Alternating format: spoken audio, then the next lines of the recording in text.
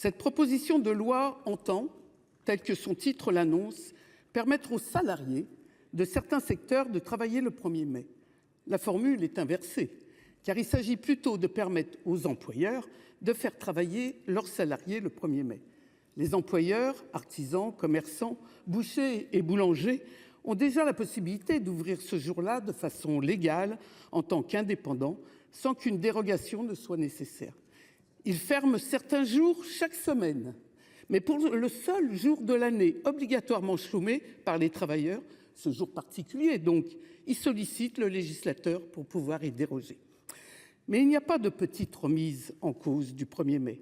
En introduisant quelques cas et intérêts particuliers, on fait tomber d'un seul coup sa spécificité, sa dimension unique.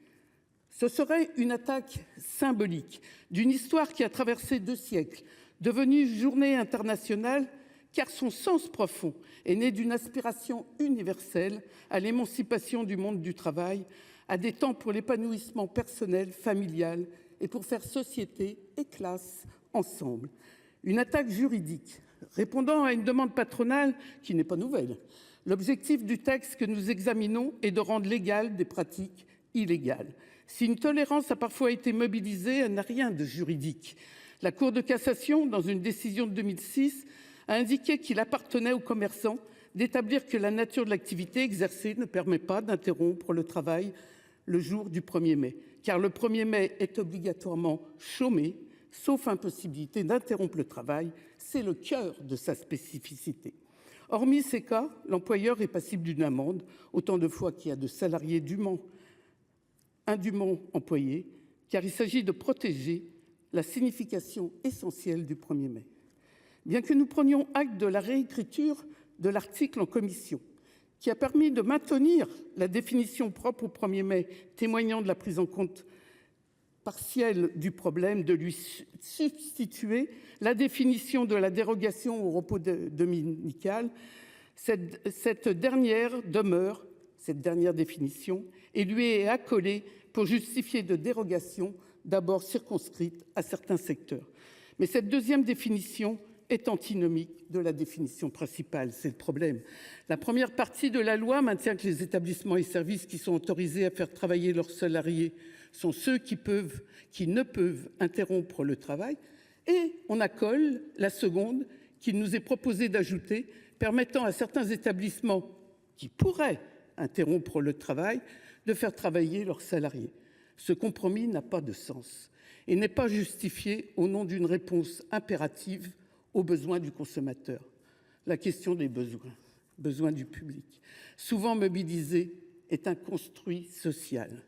Du pain frais serait indispensable aux Français le 1er mai. Cela nous oblige à définir ce que sont les besoins.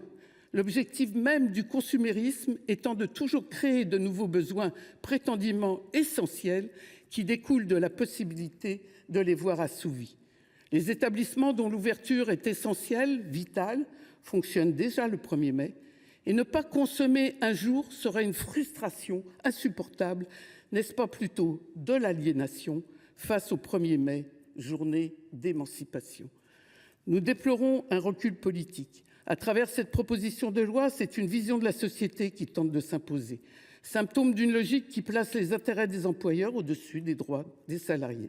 Symptôme d'une société qui ne peut s'arrêter de consommer 24 heures pour des biens non essentiels, pour un temps collectif qui fait sens et société.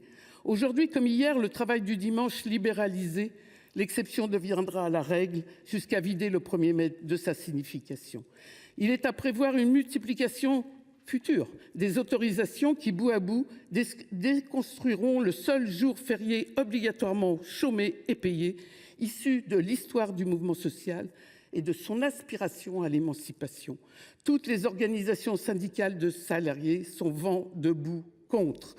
In fine, cette proposition de loi est une attaque multiforme contre le monde du travail, à leur droit, y compris d'avoir une journée pour eux, à leur droit d'un jour libre, protégé des multiples désarticulations des temps, à manifester ensemble, à faire classe ensemble, à l'articulation entre la vie professionnelle et la vie familiale, le volontariat, on le sait, demeurant un leurre qui nie l'asymétrie de la relation du travail.